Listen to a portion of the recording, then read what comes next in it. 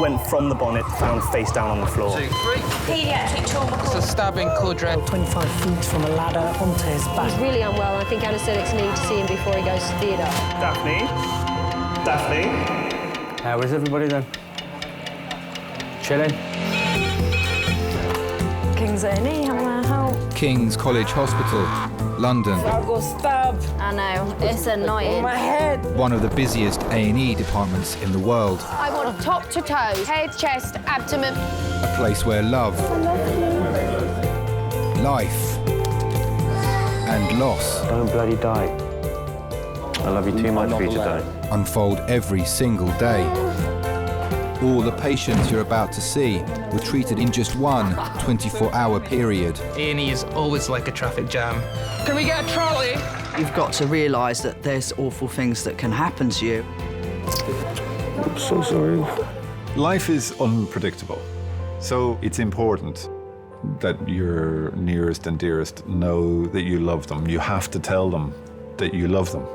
You must get better and come back to me. I don't want to lose you. Because there may come a time when you're not around to tell them.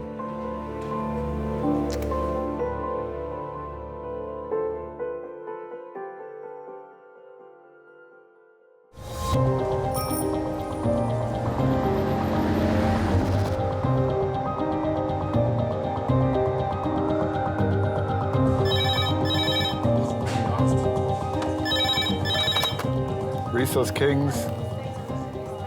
Entry car, 107. Great, thank you very much. Paediatric trauma, 15 minutes. Paediatric trauma, 15 minutes. Thank you. Sometimes when the red phone goes off, I will get a churn in my tummy again, without a doubt. And then, woo, you think, here goes, please God, be nice. A 12-year-old boy is on his way to King's after being hit by a car on his way home from school. I'm happy enough to take this one. Is that all right? OK, splendid. I'll enjoy it. It'll be like one of mine at home. Thank you. When I get that child in after a trauma, actually, the mother has long since left the room, and it's the doctor in me that's taking over.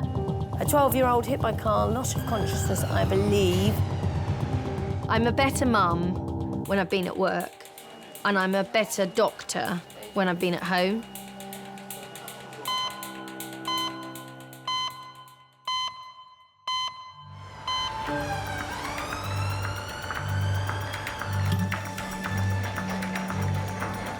Schoolboy Eddie is accompanied by his sister Chloe, whilst his mum is trying to get to King's from a day out in central London.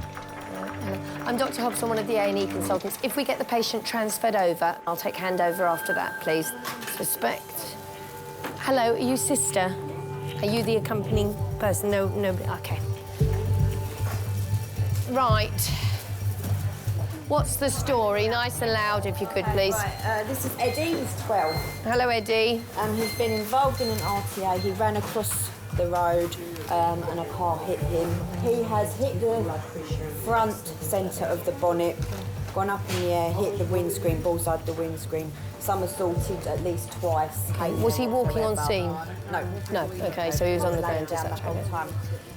Chest down, fine. You can get more emotionally involved with the children.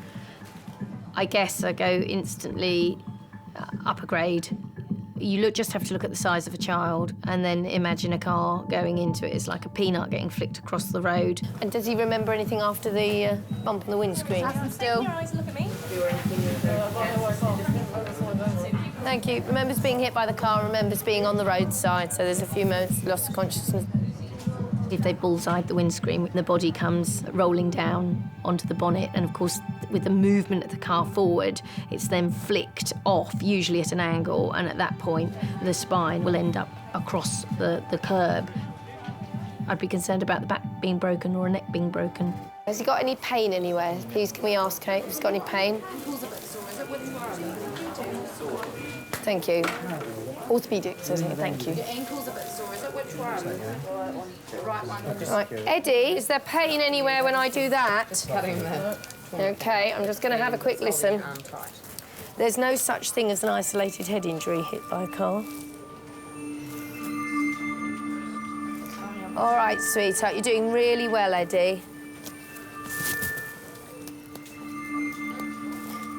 And right. Eddie, Mum will be on her way. I'd have the day off work. I was uptown with my friend Julie, it was her 50th. Eddie rang me at 4:10, said, I'm OK, Mum, I'm going to go straight home, Nanny's going to meet me there. Charlie then rang me to say he was home from work.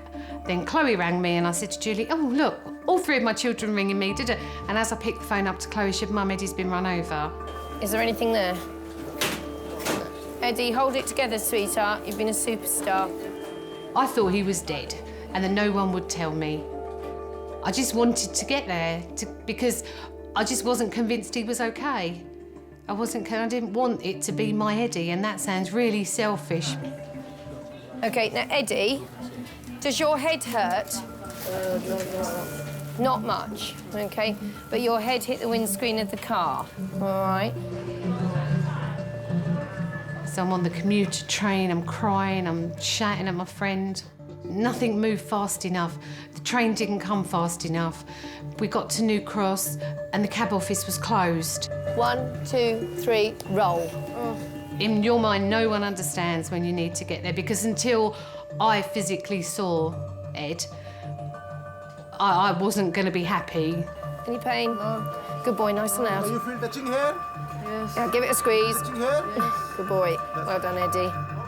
It was horrible because I wasn't there. And it was the one day I wasn't there. 1, 2, 3, roll. Please may I have a quarter, Majors 11, to go to CT, go Jubilee, thank you. Bravo to Alpha 5. Give us a call on 3426, please, mate. Yeah, no problems, Killer Bravo. I might ask the hospital who are actually double jointed because no one's ever confirmed that. I've been told it.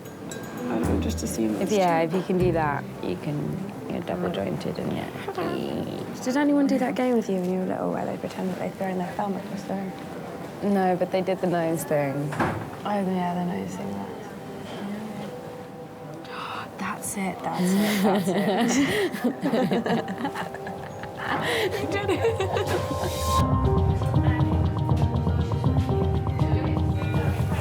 Anna, let's do the chest and the pelvis, then the CT head and neck, then you can go for the CT round to the for the ankle.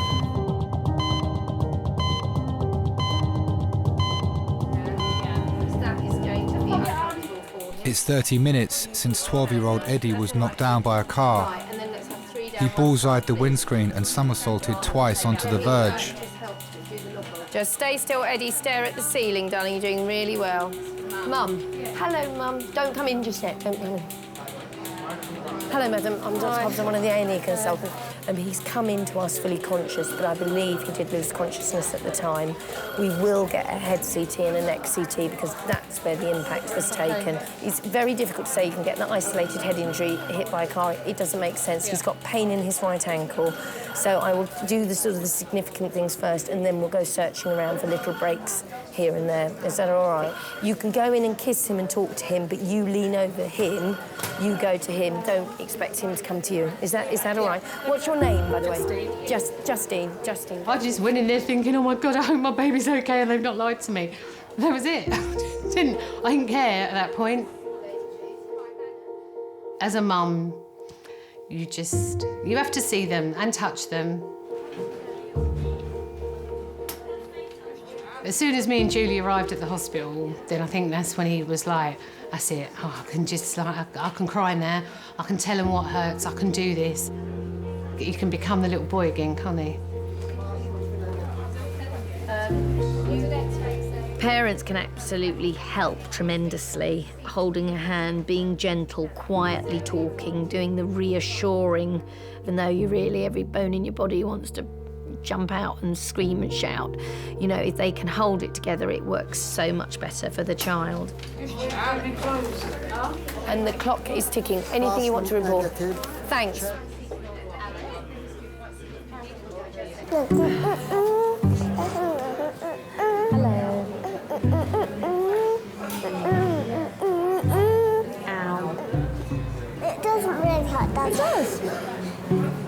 Does this hurt? No. Does this hurt? No. Yeah? Does that hurt? Ow! Yeah. So just a quick one, sorry. Can you just secure your bag because someone could easily, while you're busy talking, especially around this area. Amy? Yeah. Yeah, come with me, sweetheart. My friend's just gone out for a cigarette. Will she be able to find me? She'll have to ask. 20-year-old university student Amy has come to King's with her friend Helena after coughing up blood. She's also experiencing headaches and chest pain. Right, have you done a urine sample for us? No. No, okay. Let me go and get the urine pot for you. And then the doctor will come and see you. Okay. Okay, I'm Emma, by the way. Nice to meet you. Nice to meet you, Amy. Nursing is to nurture. So, I mean, that's where the description, that's where the job title comes from. And it is mothering. It's tenderness and compassion and gentleness and listening. And it's why I love being a nurse. Well, I thought that I was coughing up blood. And how much blood was there? Probably like half a cup. What colour was it? Like bright red. Scarlet? Yeah. Okay. Ever happened before? A tiny bit before, like I cough up phlegm and there'd be like a tiny bit, but never anything like that. Been treated for a chest infection recently? No. Felt like you've had a chest infection? Yeah, I have asthma. Okay. I don't have any inhalers at the moment. Right. Alcohol? Have you been drinking alcohol? Yeah. How much alcohol do you drink? Not that much, I don't know. Smoke cigarettes as well? I did. I stopped like a week ago. So I think that might be why the lung stuff's happening now. How much will you smoke? I don't know. Okay, sweetheart. Right, you ready to pee for me now? So how do I remember which key? The nursing instinct, because it is an art and not a science, and sometimes you can just feel something's not right. If you haven't got the caring side of it, then you can do all the clinical excellence in the world, but you won't have done your job as a nurse properly. So do you live in a shared house or what? I have a roommate, but he never actually comes back. He only comes back really drunk once a week, so basically live alone, which is nice. Are you at school or college or uni? It's the first time away from home? Yeah. Did your mother used to pick up your inhalers for you? Yeah. Yes. And she used to get me my repeat prescriptions for everything. And used to nag you about it, and Yeah, I think I know what might be wrong with you. It's just mummy syndrome. I just need my mummy. That's what you need.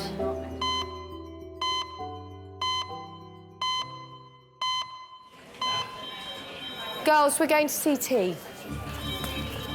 Right. It's less than an hour since Eddie was in a road accident. Just chase the blood results. He was thrown over a car bonnet and his head hit the windscreen. The pelvis and the chest when it comes through.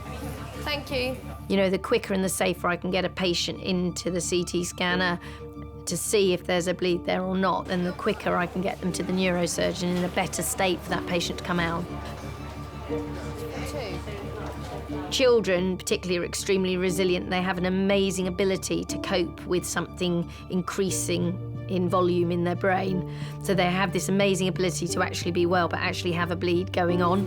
When they do drop, they drop like they're dropping off the edge of a cliff, and you can't scramble that time back.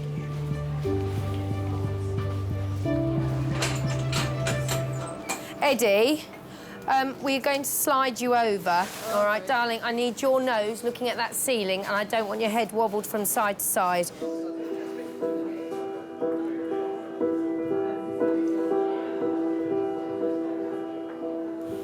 Well done. Stay still.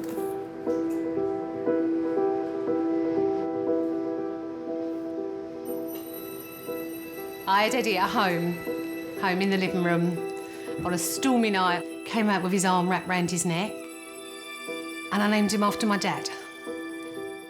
So he's Edward, really, but he's always been Eddie. They don't know how lucky they are, do they, these children? What is it, occipital where he's... No, it's here, parietal. He is very accident-prone. He's cut his finger off when he was 22 months old and had to have plastic surgery. This was Eddie's 4th trip to A&E by a blue light. There's It's an awful big injury to be somersaulted twice at that size if it was really doing 20 miles an hour. But there's something not right about that.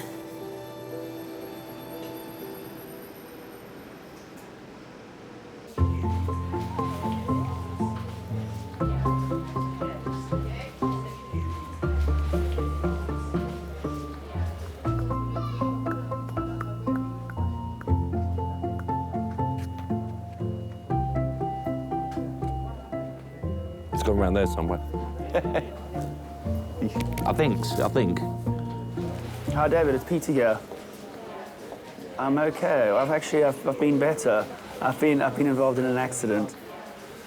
Yeah, I'm so embarrassed by this. Really, it's like it's like I don't want people to think I'm a walking, walking accident.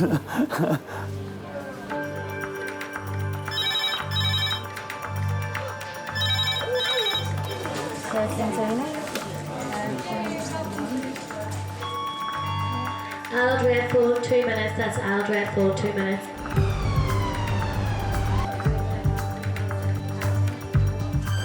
A 64-year-old woman is arriving at King's after suffering respiratory failure at home. She fell while recovering from an operation for cancer. Ready, steady, slide. Well done, Linda. Well done. She got trachea. Yeah.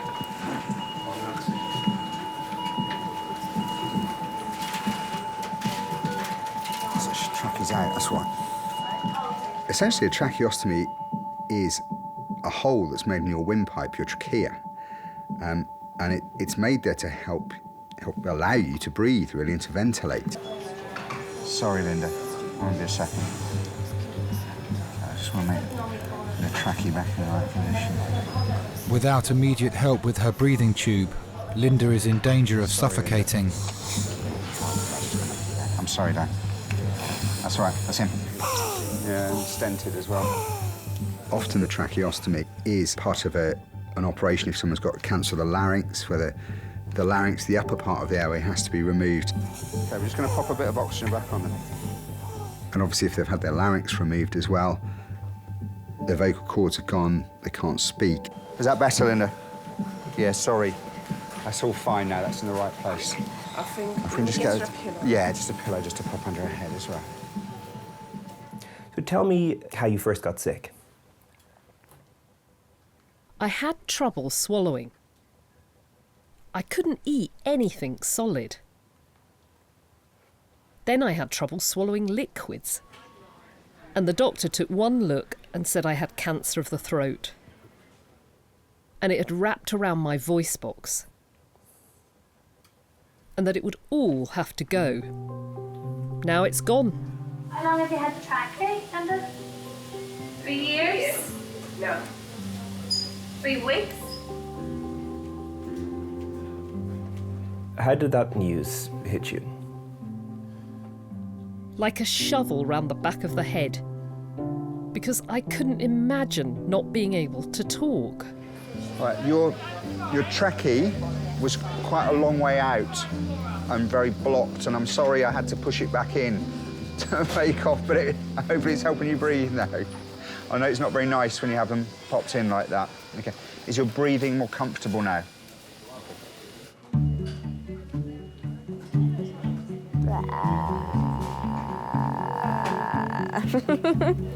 That is exactly how I feel right now. It expresses it so perfectly.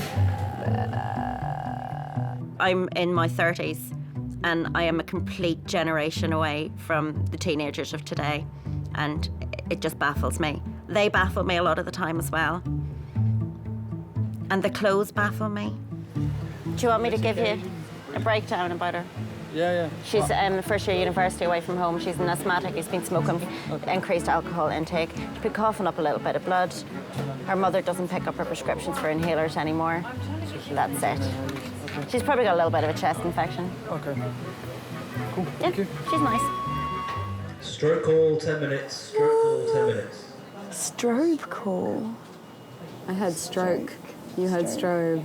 I had strobe, but Maybe it's just a call for everyone to stroke each other. Maybe there's a specific time every hour where everyone just has to stroke each other. Well, that would probably make people feel better. That would cheer me up. Yeah, definitely. Being stroked. It's a nice thing to be stroked. I would never be a teenager again for anything in this world. It is a really stressful time. I survived, and I would never want to do it again. I'd go back to my 20s in a heartbeat. That was fun. I like the Irish lady. And the doctor's hot.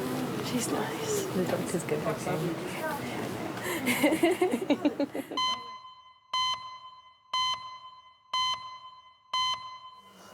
The cut is, oh look. His blazer's cutting everything. Is it? Yep. Don't really care. Eddie's sister Chloe and mum Justine are waiting for Eddie to return from his CT scan. Doctors are concerned that he may have sustained a bleed on the brain after being hit by a car.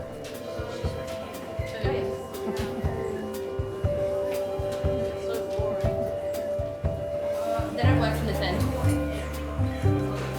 Apparently I was a gymnast today. Wish I did some cartwheels, front flips and Yes, everything. so you're a very, very lucky boy. Yeah. And the lights were working and they were green and you ran across them. Don't think I don't know. I had a good shot because I broke the windscreen. Yeah, it's not funny, is it? Hey. Chloe, it's a great shot. I saw the windscreen. Ching.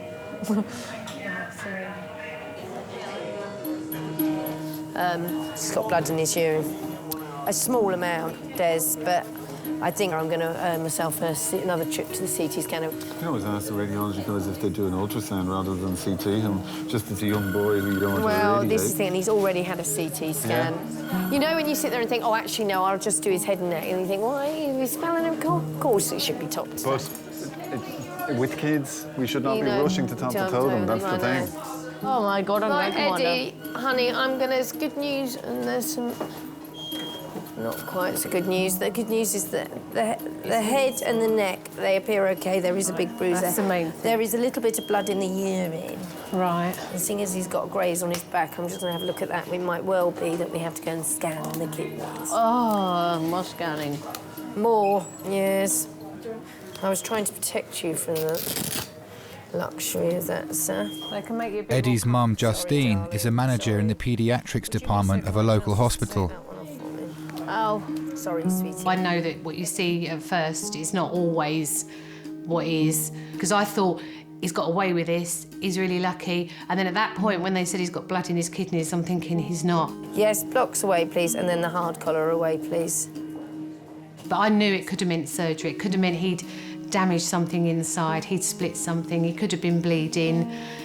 All the things you know, but you don't let them penetrate your brain. That's it. Breathe out and say, I'm calm. And I knew that they wouldn't be able to tell me that night that he was okay. To the right.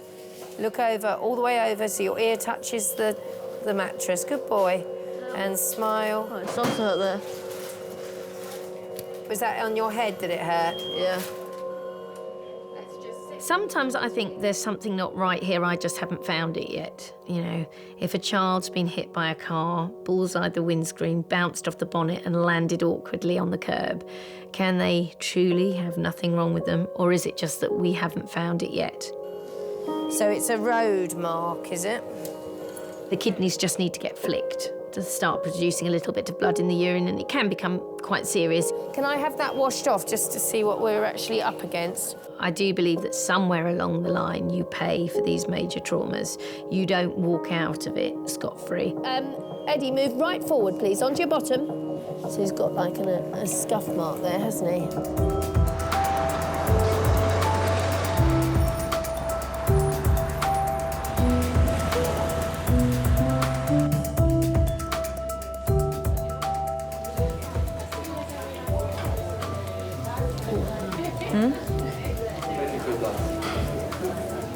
Stitches. I'm good and done.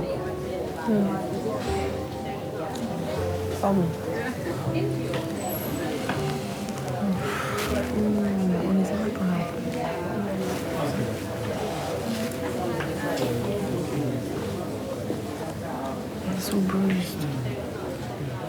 thank you so much. Okay, see you in a bit, bye.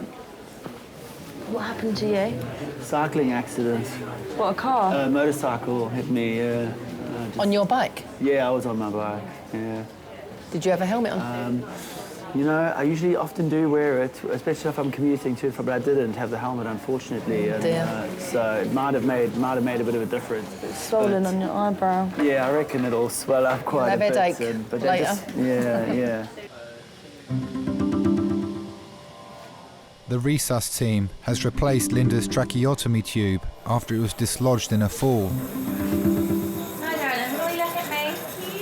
She's breathing normally again, but she remains in a vulnerable condition.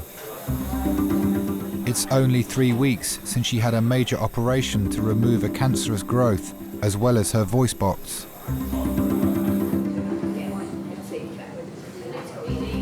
So, I mean, she's in the wrong place, isn't she?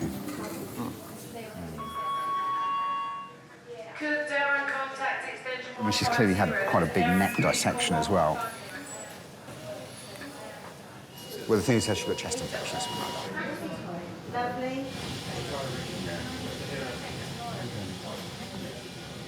Lovely. When you fell, did you trip or did you pass out?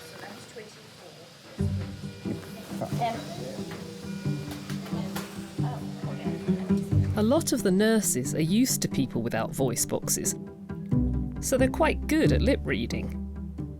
The doctors are lousy at it. Have you got a headache now? Nasty bang there.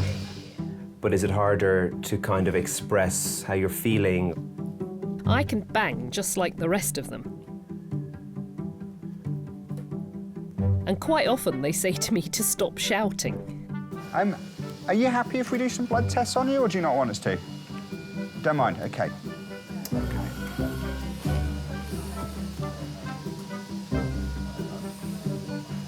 Due up on Tuesday.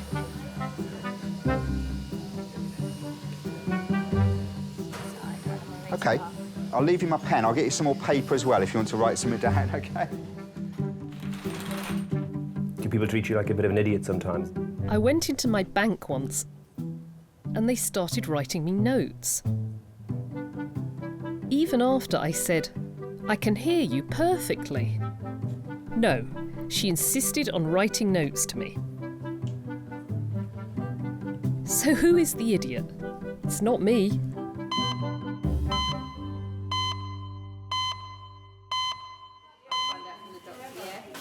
I haven't eaten since like 9 o'clock. Why did you not have lunch? He had a packet of crisps, as he said. Yes. No, they're terrible. For They don't lunch? always. Blimey. It was a big one. They don't always. What, a big packet of crisps? I could not survive on a packet of crisps. What did you have for breakfast? Nothing. I woke Probably up a bit nothing. late. Probably ran out the door. Do you have a lot when you get home, though? Sort of. I've been on my own since I was 8 months pregnant because the kid's dad left at that point. So I've brought them up on my own. He sees them every other weekend.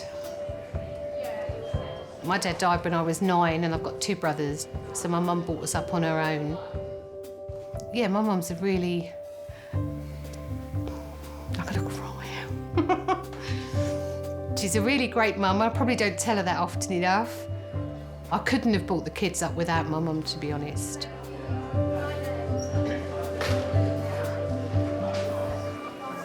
Right, next. Despite his earlier head and neck scan being clear, Liz has decided the blood in Eddie's urine needs further urgent investigation.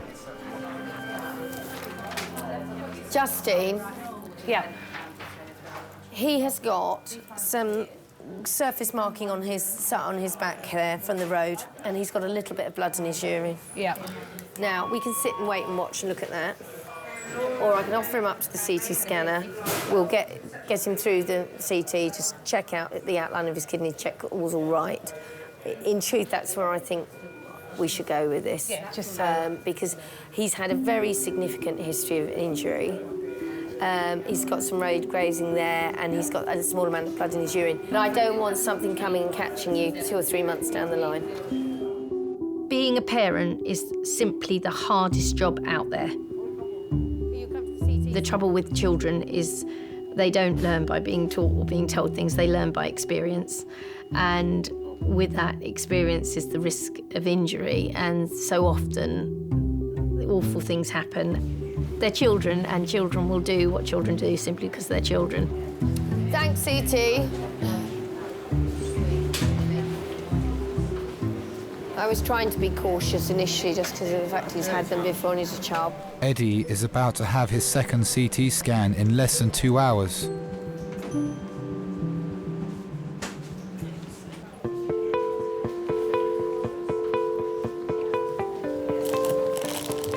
It's horrible, actually. No toast. No, they're they're just too chewy. Takes ages. 20-year-old Courtney has been sent to King's by her optician, who has detected an unusual swelling behind her eyes. Courtney's always been a bit of an actress all the way through her life, and a very funny girl. She's a bit of a comedian. The social life is brilliant. Well, brilliant every payday, and then it sort of dwindles out until the next payday. She lives life to the full. She loves festivals and concerts and just generally going to the pub. Yeah, I'm not staying in overnight. You never see her at a weekend. She's always out. OK, Courtney. Look, please go this way. Have a seat just here. So the eyes can tell us an awful lot about what's going on. People may go blind in one eye, go blind in a certain area of one eye, which may indicate something going on further back in the brain. They may have had a stroke, they may have a tumour. Lean forward just there for me. Is we have optic nerves that connect our eyes to the brain.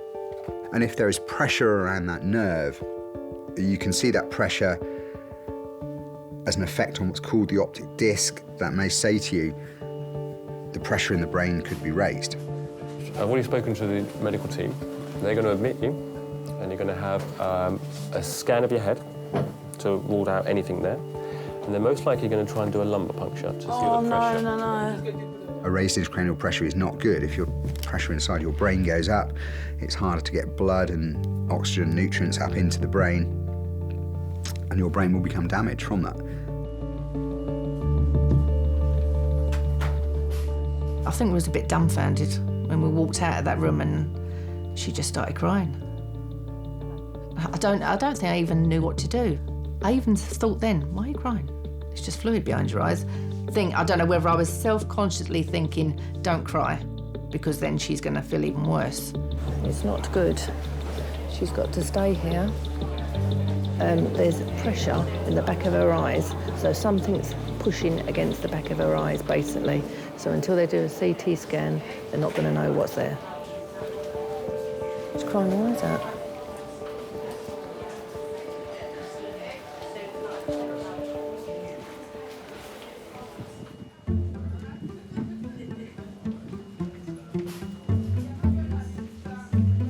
University student Amy is having tests after coughing up blood.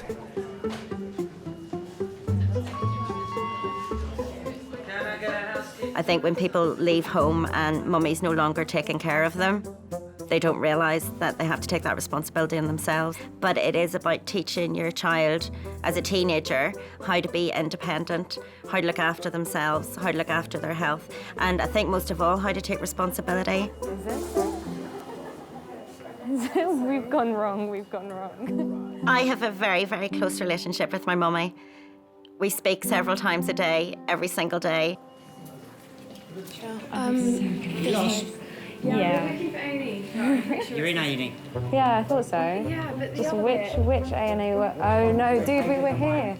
Qualities of an Irish mummy are the kettle's always on, the fridge is always full, there's always something in the oven, your bed's always made, your bath's run, and she never gets annoyed for more than a couple of minutes. I found it. We're here. We're in the right place. I still get the look if I've been particularly naughty at this age. I'll still get the look off her. She doesn't have to say anything, she just looks at me, and that's enough. And can you do the look? Emma, really?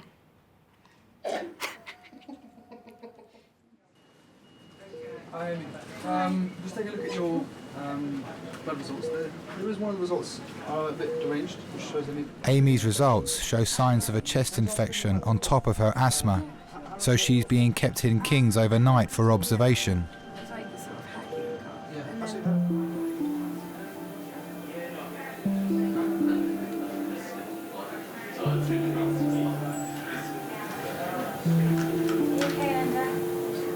The medical team has come down to examine Linda's tracheotomy tube.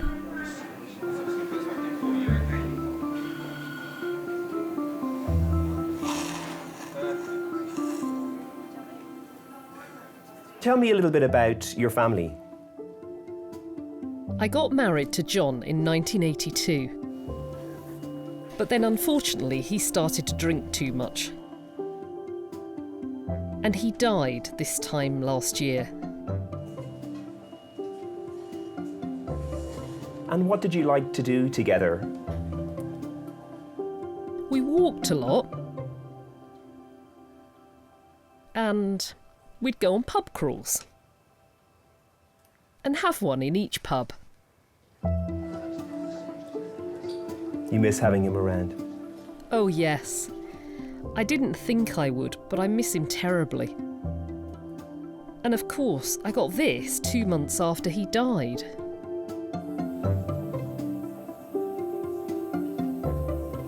Did you ever have kids? No, I never wanted any. I'd be a regimental sergeant major.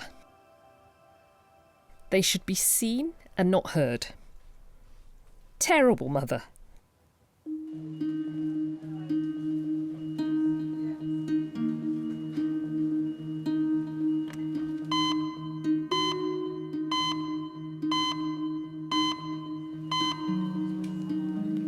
I don't know how long I'm going to be at hospital, but she's going to have majority of the tests tonight. But we don't, because it's so busy here, we don't know. Hold on, let me ask her what she needs. What do you need, Courtney? Oh, I don't know if I've got to stay in or not. You have got pyjamas. Right, some pyjamas. Deodorant. Oh, and deodorant.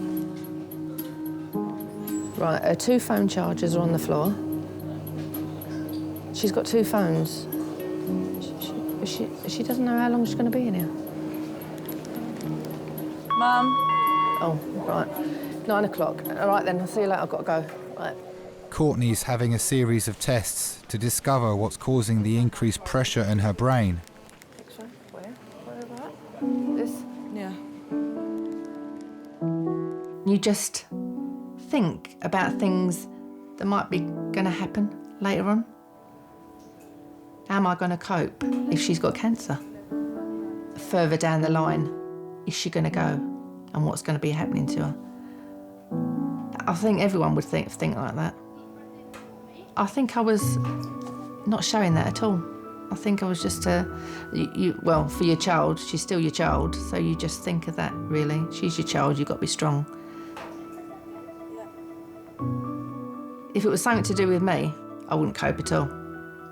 I'm a bit of a baby, but I think it took over because she was my child. So I think you realise what you've got when you think you're going to lose somebody. I think you realise who you've got in your life.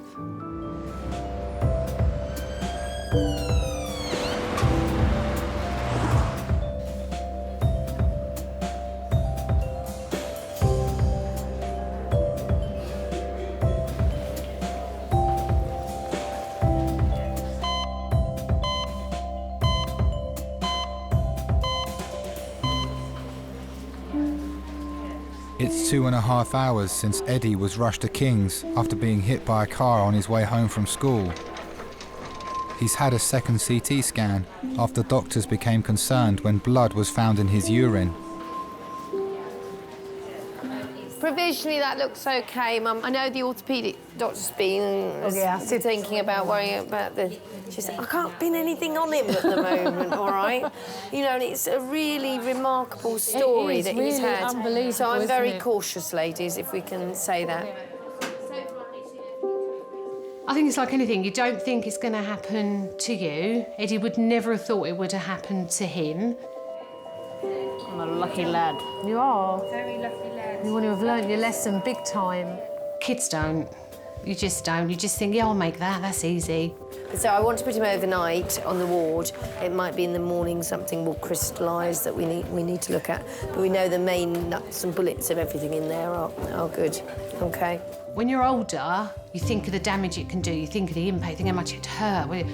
But when you're a kid, you don't, because you just don't. You don't think it's going to happen, so you don't think of what could happen if it did happen. And that's the difference, isn't it? The difference between growing up and being young. Have you got any questions you want to ask me, Eddie? Can I have a wheelchair? He wants a wheelchair at home. Sweetheart, don't say I that. know, silly. Eddie, there are people out there, children like you get hit by cars who never get out of a wheelchair. You have your arms and your legs. You have your brain. You have your mum. You have everything to be thankful for. Don't ever ask for a wheelchair, sweetheart. Listen, I thought you were going to be a zoologist anyway. That's what you told me. Zoology. All right, well, let's stick to the plan, shall we?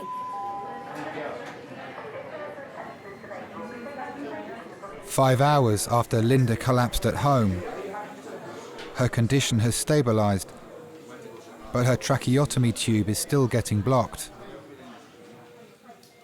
She's due another operation on her throat in 4 days' time." She's blocking up again? Yeah. I've got a feeling we're going to keep her. Linda, I'm worried this is going to keep blocking up. And I just wonder if it's sensible that we keep you in hospital. So I suppose the way I'm looking at it is a couple of days well spent now may save you a lot of bother in terms of them missing the operation and what have you. I'd love to get you home, but I just don't think it's safe. Sorry. Okay.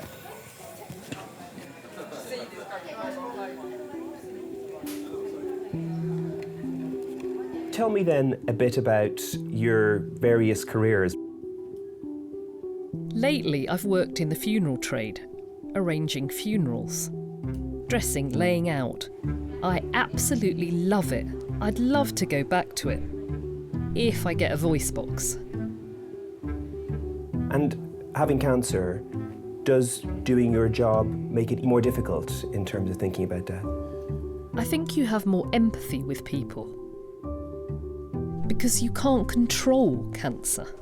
I wish you well for Monday and Tuesday, OK? I'm sorry we've met in these circumstances. OK. You take care of that, OK? Always have my pen. Take care. She's got quite a cheeky sense of humour. Quite an interesting outlook. It's not so much what she would write, it was the look in her eyes and things like that. So you get the sense of the person even though you can't actually talk to them. Do you have less of a fear about death in a job like that? I think so, yes. It doesn't bother me at all. I know it happens because it happens to us all. So embrace it. Live life while you can and enjoy it.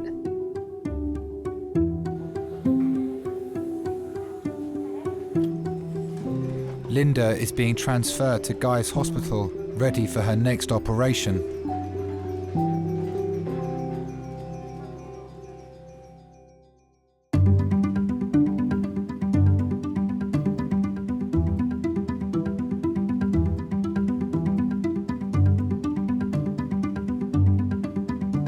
Doctor told me it can happen in young girls who are overweight. I'm finding it quite hard.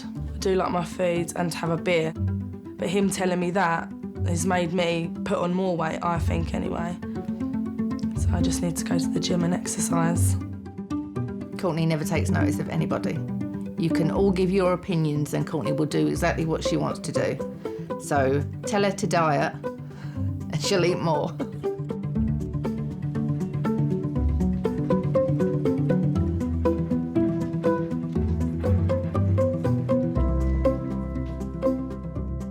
I was in a little bit of trouble with my mum because she didn't Like, she didn't want me to get hit by a car. She didn't want anything else to happen to me after that, so she didn't let me out for quite a bit. It's not cool to get on with your mum, but I like to get on with my mum because she's very nice and kind, and she's just very nice.